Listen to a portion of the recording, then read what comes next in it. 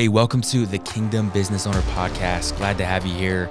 On this podcast, we explore what it looks like to encourage, to equip, and to envision kingdom business owners to live their best lives as Jesus-following entrepreneurs. So tune in.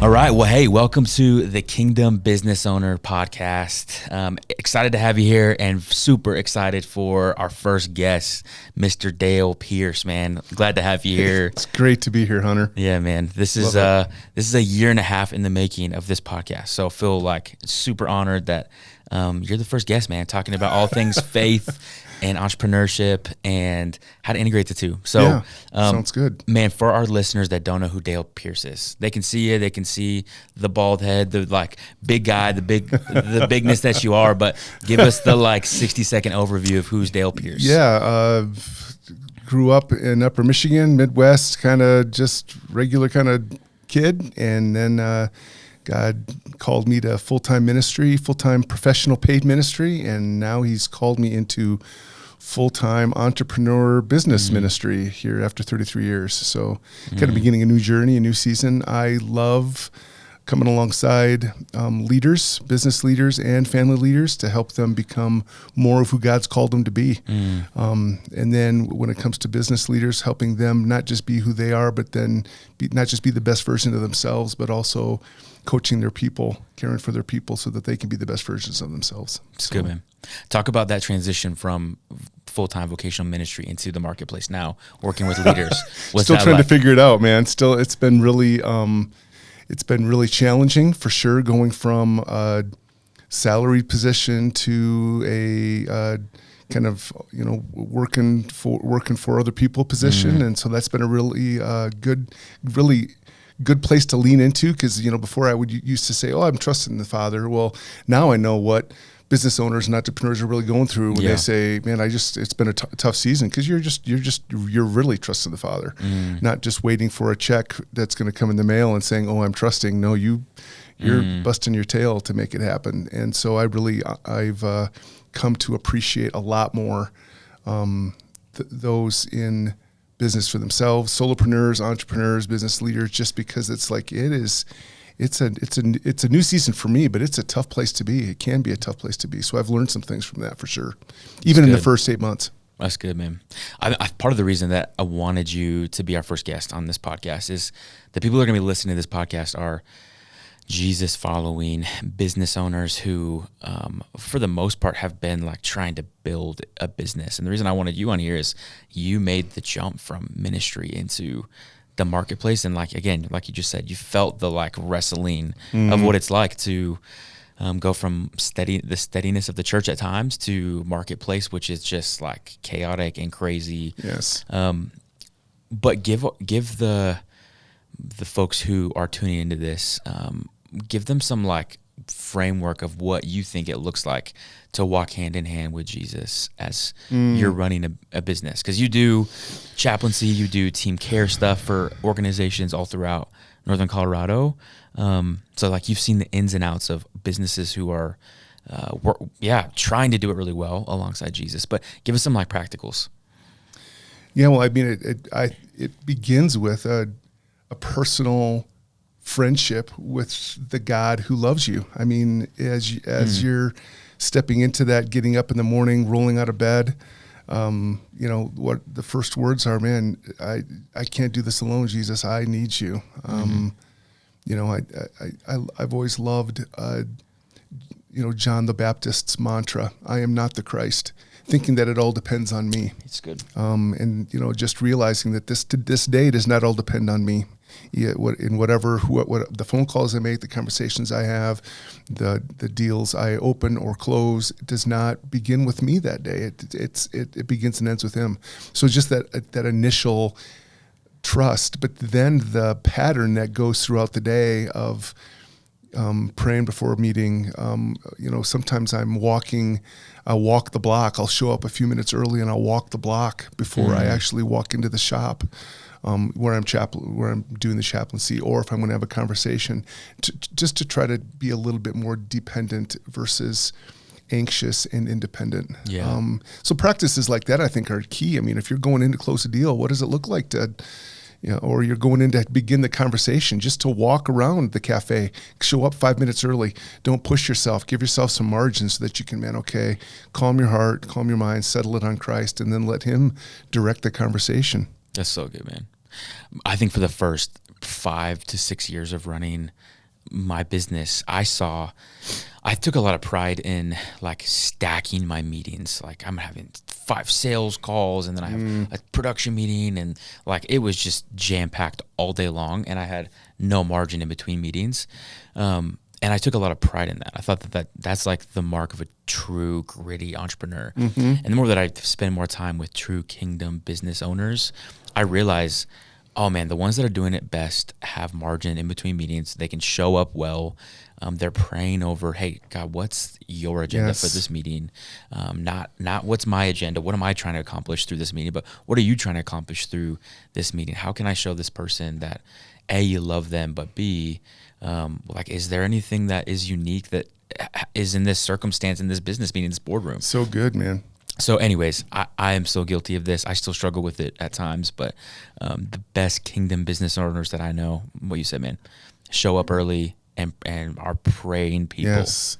Yeah. Yes. And then figuring out from there what those rhythms might look like throughout the day. If they've got a chance to have a lunch and take 10 minutes and just talk to the Father, give him the rest of the day, and then close the day out with, one of the great resources, and they just expanded it actually the first of the year, which many of our listeners have probably heard, is it's called Lectio 365. It's put out by the 24/7 Prayer Movement.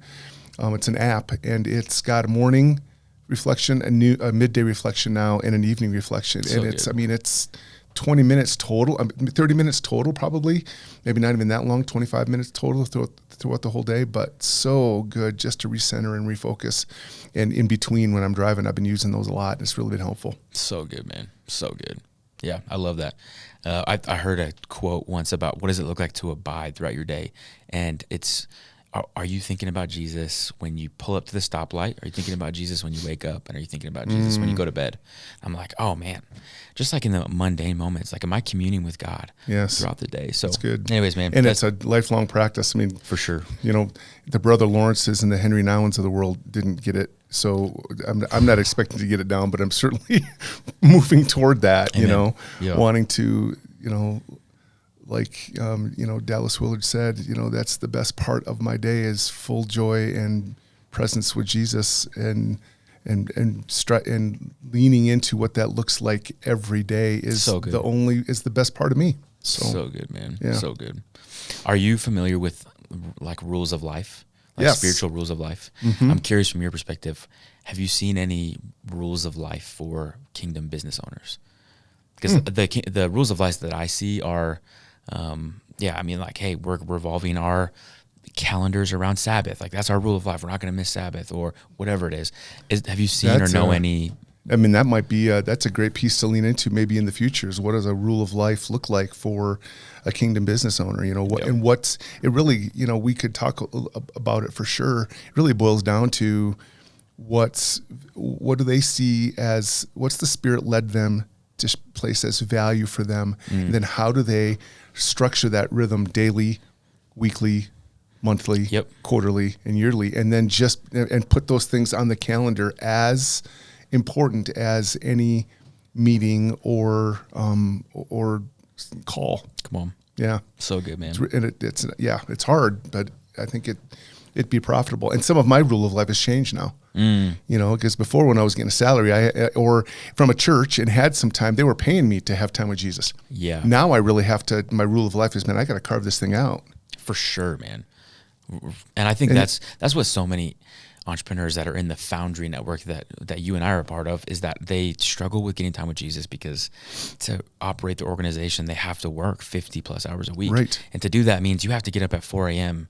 to even have a chance at getting with Jesus. Yes. And it's like, that's really difficult. So how do we have rules of life throughout our day that make it to where it's not just a like quick check-in the morning with God and then see at night right before bed, Like, how do you do that? How do you figure that out to walk hand in hand with Jesus throughout the day?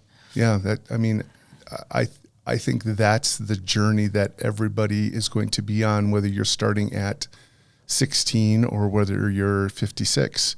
You know, you're going to be in that journey of, okay, Jesus, I want to be with you. Will you help me not just make plans, but then will you just show up in my day and help me be aware of that? That's good, man. Yeah.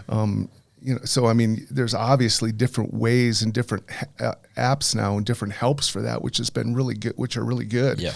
You know, there's little things like, you know, 10:02, my alarm goes off and I'm praying for workers in the harvest. Well, then that's like, okay, God, what is that? If I'm in the middle of a meeting, though, I usually have that silenced, or I try to remember. Then I'm like, oh, sorry about that. You know, I have to hit it in the middle of a meeting, which is always awkward. But just having those alarms set or those help, that's helpful for me. Otherwise, I get going and forget. Yeah, I don't know if there's anything more right there right now. Just journaling helps me, but that's another discipline that people can do. For sure. Just journaling it and then sitting that, changing my weekly rhythm, my rule of life, even weekly as needed, so that I can be deeper the next week than I was the week before. It's good, man. That's really good. One of the things that I've started to do, and I really got it from this book, Lead with Prayer. Yeah. Who's it by? What's it say? It's Ryan Skoog, Peter Greer, and Cameron Doolittle. So good, man. From this book, one of the new rules of life that I've tried to incorporate is I have this meeting block on my calendar from 3:30 to 4 every day, and it's just like a one-on-one with Jesus. Like, hey, I want to recap my day. Love that. And also pray about meetings that I have tomorrow. And so I've been doing that the last month, and man, it's been really impactful of something I actually look forward to, something that I'm not going to let other things get in the way of that meeting. Yes. Because I would never skip a one-on-one with one of my employees. Why would I ever skip a one-on-one with the God of the universe? Exactly. You know, and so even that rule of life itself, 30 minutes, like everyone can carve 30 minutes out of their day to sit down and really just say what's your agenda for tomorrow? And hey, where were you? It's almost an examine of the day. Yes. Where were you throughout today? I think one of the things that church/religion has done poorly is that it's placed this this legalistic onus on our time with Jesus. You know, it's like, okay, well, I got to read for half an hour in the morning, or I got to read a psalm at night, and it's almost segmented it, it's fractured it, where it's so much more. And something that, again, at least my tribe tradition didn't do well is emphasizing the real friendship that the God of the universe wants with me, that he just wants to be with me, that he delights in me, that his favor rests on me. I mean, it'd be a great study for any listener here, is just how many times does it say, let your face shine on me? And what does it look like when you see how's your face reflect joy when you see your kid, or your kid's face reflect joy when they see you? And then, then think of your father in that same kind of, your heavenly father in that same kind of joy. I mean, now I realize that 3:30, I can't wait until that 3:30 appointment, right? Amen. Because, man, I get to be with my dad, So good. So good. Yeah, I love that, man. Talk to us about what are some of the key principles that kingdom business owners really need to know while they're running the organization.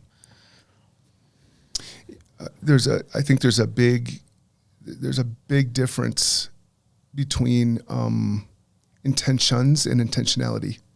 It's one of the things that I've really kind of come to grapple with, and then realize I can have great intentions of having relationship with my kids, a great relationship with my wife, a thriving business, but intentionality means that I'm actually putting things in my daily and weekly rhythms that actually make those things come to pass, and I'm actually building them in. I want to have great relationships with my kids, but then every Saturday morning I'm golf it for 5 hours. Well, okay, where there's a gap there. It doesn't mean I can't golf, but where's the connection between, okay, my kids are getting up and they're fresh and they're wide-eyed and they want to be with dad that day, but I'm on the golf course. Preach. Or, I want to have that quiet time with my kid at night, but I get home and I'm sitting in front of the TV with the remote, or watching the hockey game instead of interact with my kid. And so I'm only using this for any of my listeners, not because I've got it figured out, but man, I broke this part of my life early on. And if it wasn't for the goodness of greatness of God with my kids and with my wife's faithfulness to them and even to me in my brokenness, man, it would have been awful. So to be able to look back and say, okay, I intended that to happen, but because of God's grace, it still did. But then now looking back going, man, I wish I needed to, and now I'm actually building some of those intentionalities for my intentions, hopefully with my grandkids, with business owners, with my friends. It's not just I want good friends, but now I'm actually setting, Saturday night, honey, it's our friend night. Who are we having over, or where are we going? I mean, being instead of just what movie are we going to watch and park in front of it. There's just this little fine switch. I think that's a huge one, personally. How do you differentiate? How do I say this? Like the discipline of being intentional with legalism. How do you wrestle with that? Well, I mean, I'm not doing it for anybody else. I'm not doing it to get pleasure from God. So legalism would be defined at a base part as I'm trying to get something from God out of this or feel better about myself because of this. I'm actually doing it because I'm actually doing this because I see the representation of it in my kids, and I'm not doing it for somebody else's approval or pat on the back. Does that make sense? Totally. Well, man, and I have personally seen that throughout your own legacy. There's a reason that your children love Jesus, and there's a reason that you are deeply respected in our community and by me. I respect you more than just about anybody. So that is evident all throughout your life, man. There's no doubt about that. I appreciate that. Well, hey, let me ask this question.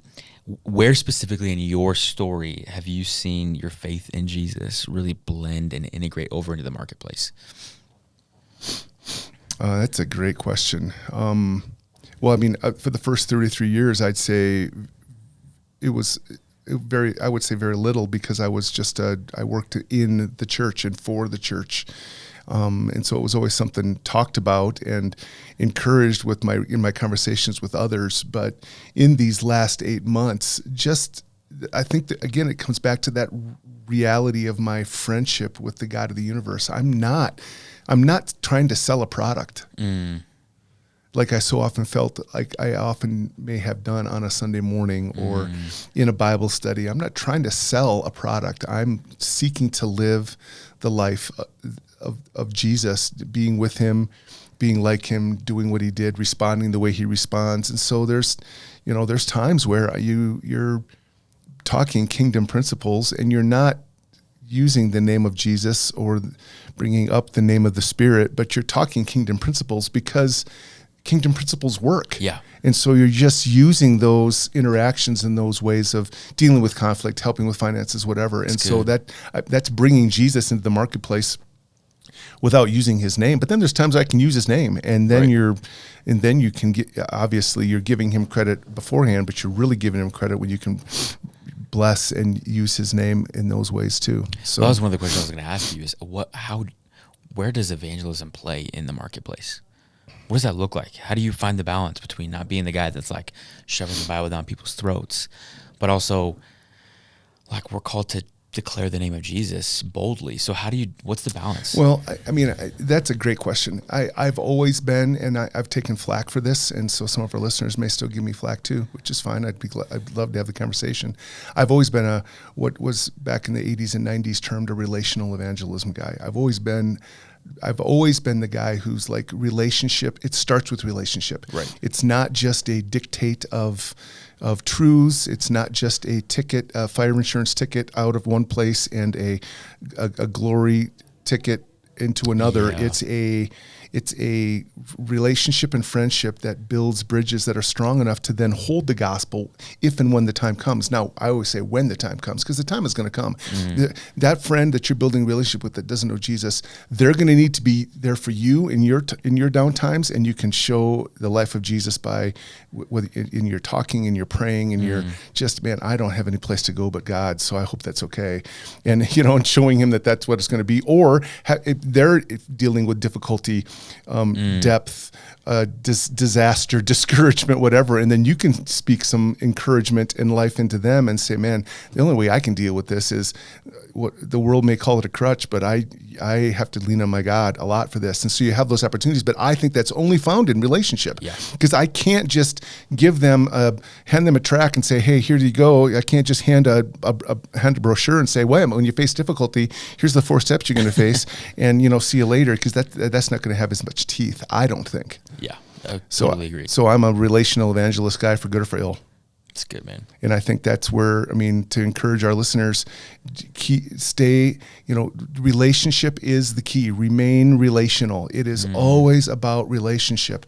And so in that conflict with your coworker, with your employee, in those conflicts, remain relational as far as you possibly can, because that's what will give you the power of words and gospel when the time comes.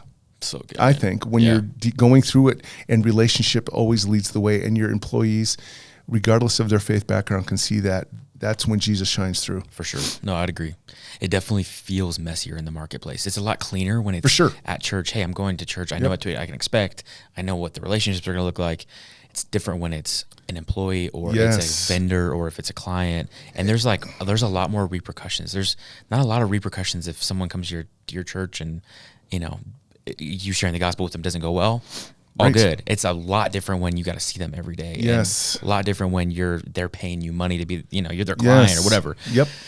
And so it's just messy. It's just messy. And I think that embracing that messiness, and when God gives you an opportunity, I think that's the if our listeners can get the connection that just helped for me, it just came to me was, I'm not trying a program out.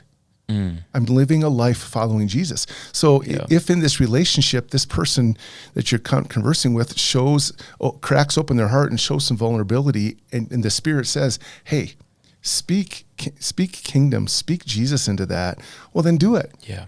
But don't feel like, man, if I didn't give them the 4 spiritual laws in that conversation. So, or they didn't, man, I blew it. I didn't give the Romans road in that one time. Wait a second. You're going to have other opportunities. Yeah, it's good. You're going to have other opportunities. I loved Tim Keller. Loved Tim Keller. Never got to meet him personally, but loved a lot of what he had to say. And one of the things he said that helped me when I was in professional paid ministry, preaching every Sunday, and then that I've paralleled now into this new stage of life, is that he said, there's going to be different ways that you talk about and present the gospel, depending on the setting and the situation and the relationship. There's going to be different ways of doing that. It's whipping out the brochure in my brain and just giving a XYZ ABC way of doing the gospel is not going to work in a post-Christian culture. I've got to figure out and listen to the Spirit, and then in that, as that relationship builds, keep talking about my relationship and let it be seen, but keep building that relationship. And then I'm going to have other opportunities to present. So one way it might be, well, hey, it might be talking about finances. It might be talking about relationships. They might be talking about, the fact that their last job was so broken because some guy was an idiot or whatever. And so you're going to have the opportunity to speak the gospel different ways in those contexts. And I think that comes through practicing prayer in that moment and thinking, okay, God, what may come up here? Help me to know. And then if I don't know, help me not just to default, but help me to really listen to what you've got to say. It's money. So good, man. So good. Here's one of the last questions I'm going to ask you, and it's a little bit of a complex one because I really don't know the answer, but it ties up with what you're saying. Great. A lot of our listeners, and including myself, I want to grow my business to have more finances. I want to be more generous. I want to provide for my family better.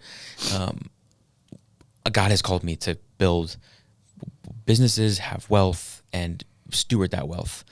But obviously Scripture is really clear about just how hard it is to see the kingdom with wealth. I mean, it's a really narrow road for those that have wealth. And so I want this to be kind of like the linchpins, something that we talk about on every episode, but I'd love to land the plane here with how do we wrestle with that? Like, what does that look like? If God's called you to start a business, to have employees, to have wealth, how do you still walk with Jesus? How do you enter the kingdom of heaven? Well, I mean, what did Jesus say about that? It's, there's one of the first things that comes to my mind is the parable of the talents, where, there's times in my past where I've done the parable of the talents. And so, for listeners quickly, Jesus told, a story of a master goes away and he gives one talent, one amount of money to one of his workers, and then 2 to another and 5 to another. And it just says, hey, I'm leaving, take care of this. And when I come back, you're going to give an accounting of it. And so the guy that did 5, and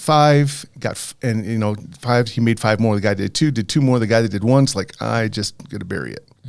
Well, so then when the accounting came forward, and the guy that buried it just said, "Oh, I know you were stern and a taskmaster, and so I just didn't want to lose this thing and take a chance on it." And the guy's like, "Wait a second, you could have at least put it in the bank and gotten interest on it." And then he takes the 1 and he doesn't give it to the guy that's only got 4 now. He gives it to the guy that's got 10. And I'm like, what? That doesn't even sound fair to me. But what I think it is that there's people who have much have not just the responsibility, but oftentimes if they're leading with generosity, and I'm reading into the story, but I think the master's like, okay, that guy that just did 5 with 5 and then made 5 from it is like, wow, I'm going to trust him to use this more for my purposes than even the guy that did 2 and 2. And so when God gives me those opportunities to, I'm making a buck, I want to treat my employees well. What does that look like? I want to be generous. I'm going to treat my kids well. What does that mean? I'm going to be generous. I'm going to treat my church well. What does that mean? I'm going to be generous. Why? Because it's all his. That's good. My business is all his. Now, listeners may say, well, yeah, Dale, you just stepped out of ministry. You weren't making very much money there, and you've only had 8 months, so you're probably not making very much money here either. And I'm like, okay, you're right. But it doesn't matter if I'm making 80,000, 800,000, or 8 million. It's all his. Yeah.